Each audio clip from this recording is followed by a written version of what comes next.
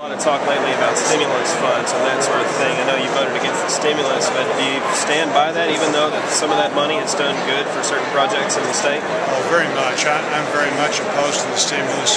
The stimulus was almost $1 trillion, and instead of putting it in areas, targeted areas like it was supposed to be, infrastructure spending, which was only 6, 7, 8%, helping small business, the backbone of the country, much of that was just program spending that has nothing to do at all with job creation.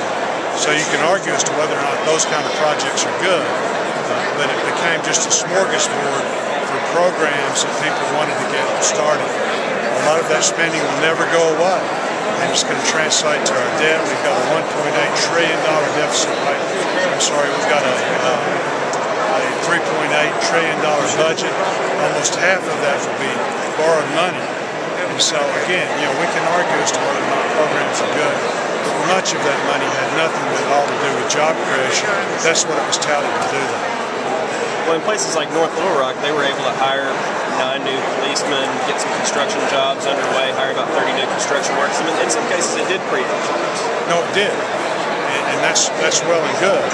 But for the amount of money that was spent, almost $1 trillion, when you calculate how much per job it's costing, it's very inefficient, tremendous waste, and at some point we got to pay that money back. So I'm not saying it didn't create some jobs, and that's well and good. The people of Arkansas are paying for it, okay? So I'm glad that it's coming to our state. I voted against it. Our taxpayers are going to pay for it, so we need to get our share of it, okay? I don't have any problems with that.